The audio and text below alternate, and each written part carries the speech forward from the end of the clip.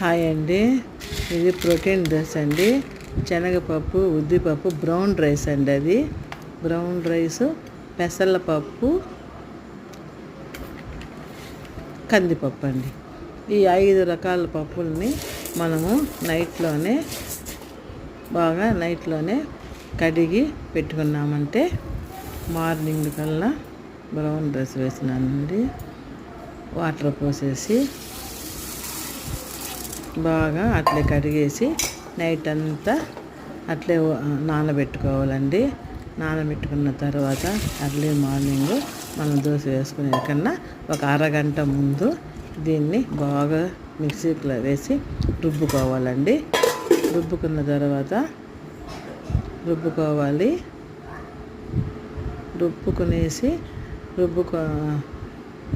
బాగా రుబ్బుకున్న తర్వాత దీంట్లో కొంచెము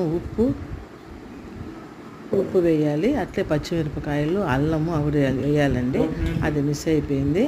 దాన్ని బాగా రుబ్బుకునేసి కొంచెం సాల్ట్, కొంచెం సోడా కూడా వేయాలండి. వేసుకొని ఒక 10 నిమిషాలు అట్లా పెట్టుకున్న తర్వాత దీన్ని బాగా దోశలు వేసుకోవాలండి. పల్చగా వేసినా కూడా ఎర్రగా దోశలు వస్తాయండి. దీనికి చట్నీ అన్నా, కారం అన్నా ఏదన్నా సైడ్గా బాగుంటుందండి. కానీ కాల్చుకునేటప్పుడు మటుకు మనం ఎర్రగా కొద్దిసేపు బాగా కాలిన తర్వాత తిప్పుకున్నామంటే ఇట్లా రోస్ట్గా వస్తుందండి. ఈ విధంగా రోస్ట్గా వస్తుంది చూడండి, ఎంత చక్కగా వచ్చిందో. చాలా టేస్ట్గా ఉంటుందండి. ఇది షుగర్ పేషెంట్లు వాళ్ళు కూడా బాగా తినచ్చండి. ప్రోటీన్స్ కదండి, మంచి హెల్తీ ఫుడ్ అండి. వీటిని ప్రోటీన్ దోశ కూడా అంటారు. బాయ్ అండి, మీరు ఒకసారి ట్రై చేయండి.